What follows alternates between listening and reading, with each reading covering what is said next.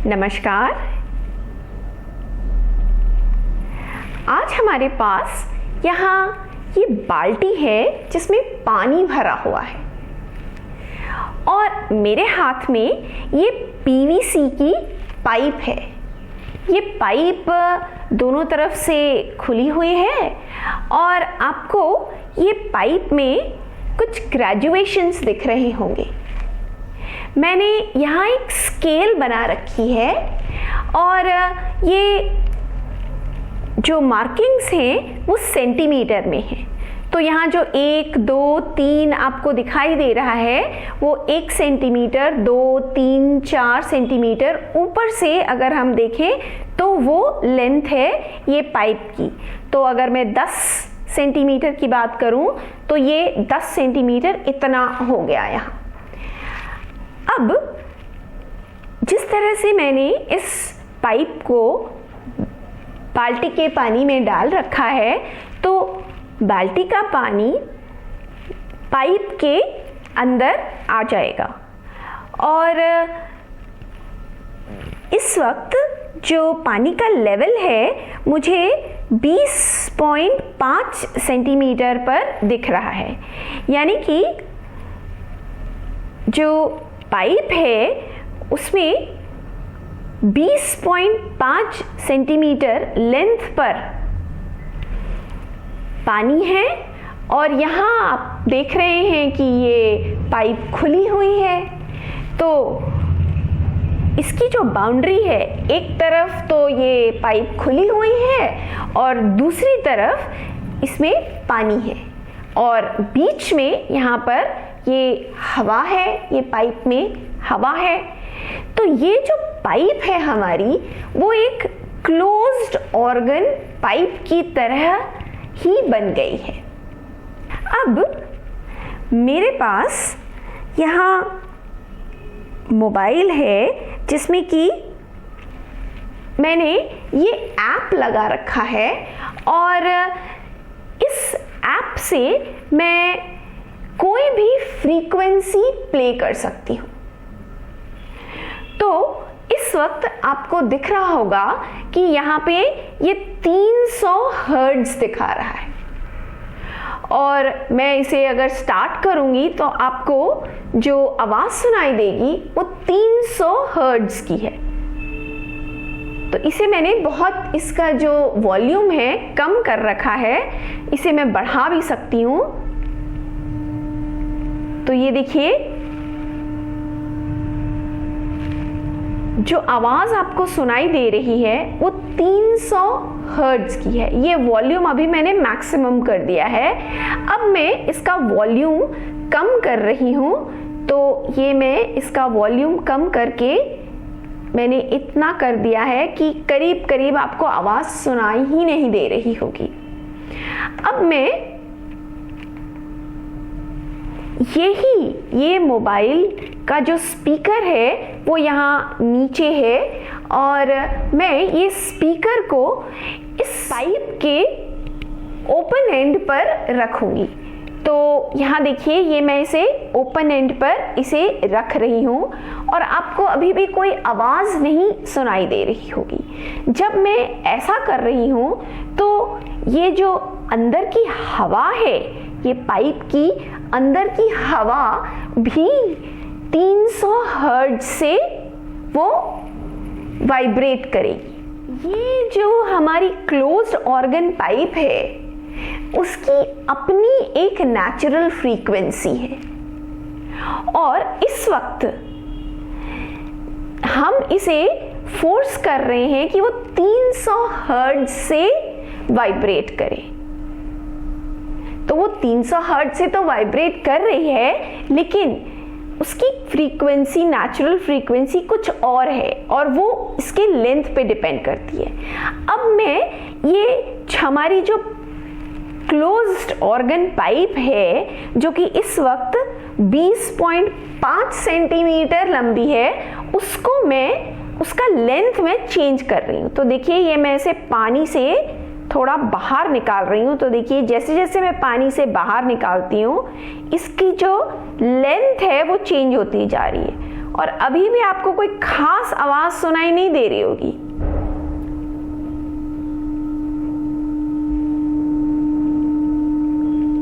पर अब आपको साउंड की जो इंटेंसिटी है वो थोड़ी सी बढ़ गई सुनाई दे रही होगी। तो ये देखिए फिर से ये कम हो गई, ये बढ़ गई, ये फिर कम हो गई।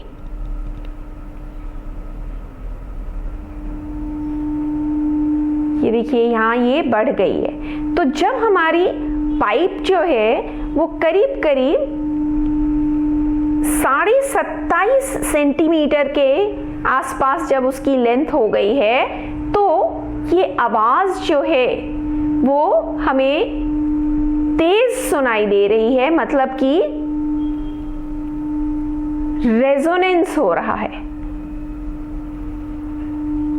इसका क्या मतलब है?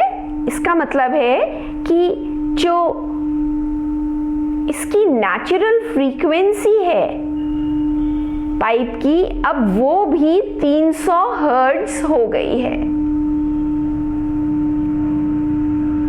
तो ये देखिए आवाज तेज हो गई है और ये फिर बंद हो गई है।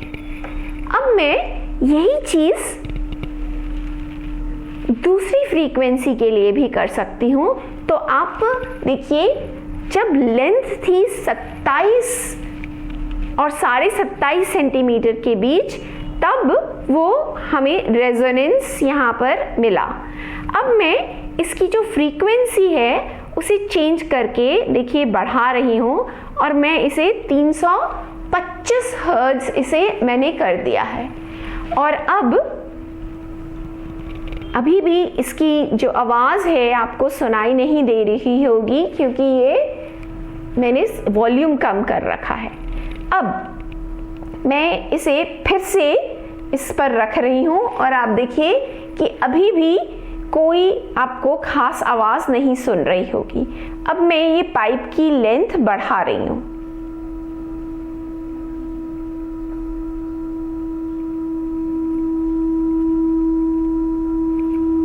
क्या आपको साउंड की इंटेंसिटी बढ़ी हुई सुनाई दी? अब देखिए फिर से कम हो गई होगी।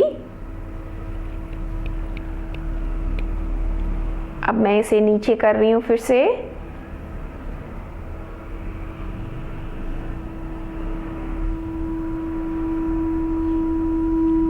तो देखिए यहां पर आपको तेज आवाज सुन रही होगी।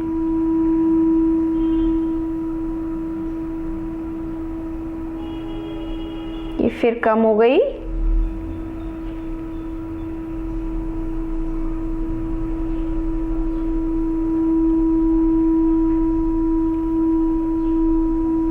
तो इस बार हमें करीब 25 सेंटीमीटर लेंथ पर ये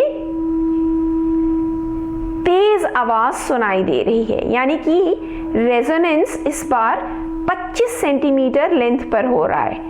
फ्रीक्वेंसी बढ़ाई मैंने, पर रेजोनेंस अब कम लेंथ पर हो रहा है। अब मैं ये जो फ्रीक्वेंसी है उसे बढ़ा करके देखिए 325 से अब मैं बढ़ा करके उसे 350 कर रही हूँ। तो ये देखिए मैंने 350 कर लिया है और अब मैं फिर से इसे इस पर रख रही हूँ और हम देखते हैं अभी भी कोई खास आवाज सुनाई नहीं दे रही है।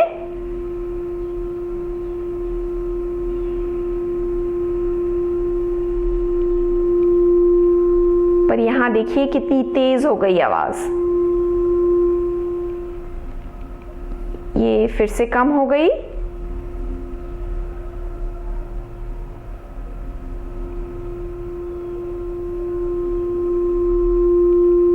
तो यहां देखिए करीब 23 सेंटीमीटर पर ये जो आवाज है आपको तेज सुनाई दे रही होगी। यहां रेजोनेंस हो रहा है। तो अब 350 हर्ट्ज जब मैंने कर दिया तो करीब 23 सेंटीमीटर पर आपको ये तेज आवाज सुनाई दे रही होगी। देखिए मेरी स्केल का लीस्ट काउंट आधा सेंटीमीटर है, इसीलिए आप ये एरर मार्जिन्स का भी ध्यान रखिएगा। अब मैं इसे चेंज कर रही हूँ फिर से, और इस बार मैं इसे 375 मैंने इसे कर दिया है। और अब देखते हैं कि ये जो है हमें कब सुनाई देता है तेज आवाज। ये करीब करीब हमें तेज सुनाई देने ही लग गई है, लेकिन अभी देखते हैं, अभी थोड़ी कम है। ये देखिए ये आवाज काफी तेज है, ये कम हो गई। और अब मैं फिर से नीचे कर रही हूं।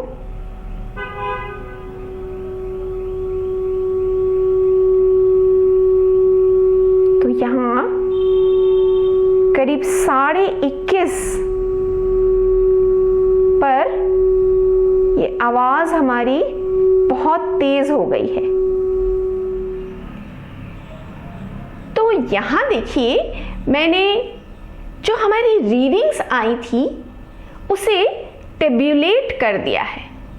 तो आपको याद होगा कि हमें 300 हर्ट्ज फ्रीक्वेंसी पर रेजोनेंट लेंथ करीब 27.5 सेंटीमीटर मिली थी।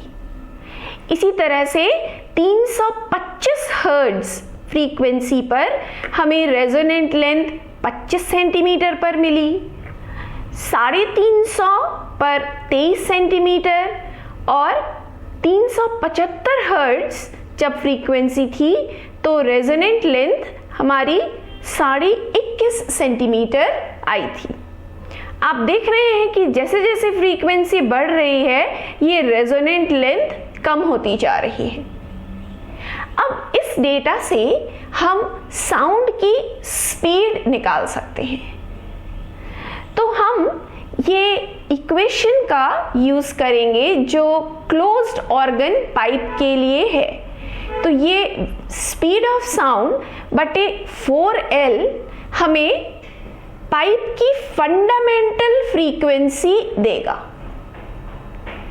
तो यहां पर ये जो हमारी फ्रीक्वेंसीज आई थी जिस पर रेजोनेंस हो रही थी, वो फ्रीक्वेंसी हमारी इस क्लोज्ड ऑर्गन पाइप की फंडामेंटल फ्रीक्वेंसी के बराबर थी।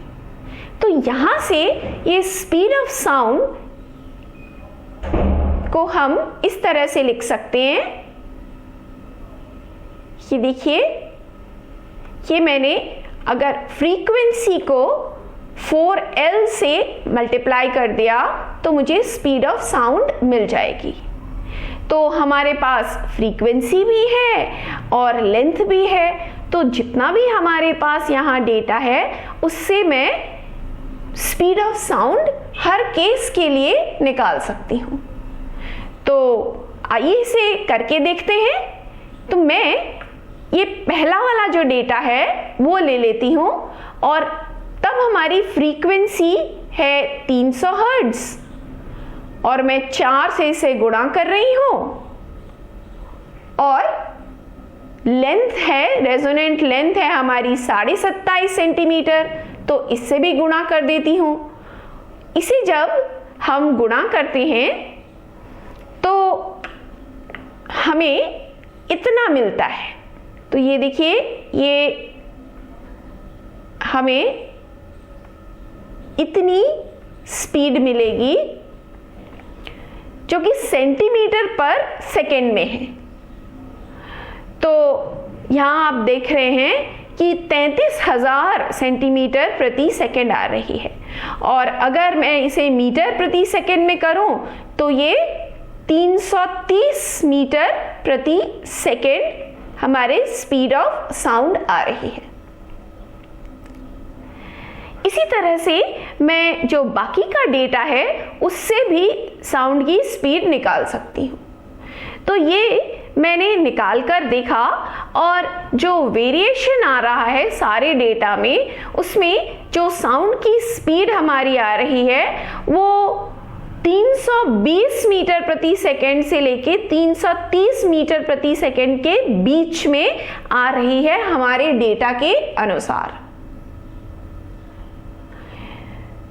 ये साउंड की स्पीड के पास है, पर ये बिल्कुल बहुत एक्यूरेट नहीं है, क्योंकि इस वक्त यहाँ का जो टेम्परेचर है, ये कमरे का जो टेम्परेचर है वो करीब 30 डिग्री है। तो इस हिसाब से साउंड की स्पीड को इससे थोड़ा ज़्यादा होना चाहिए था, पर इस एक्सपेरिमेंट से हम साउंड की speed with in error margins निकाल सकते हैं। धन्यवाद।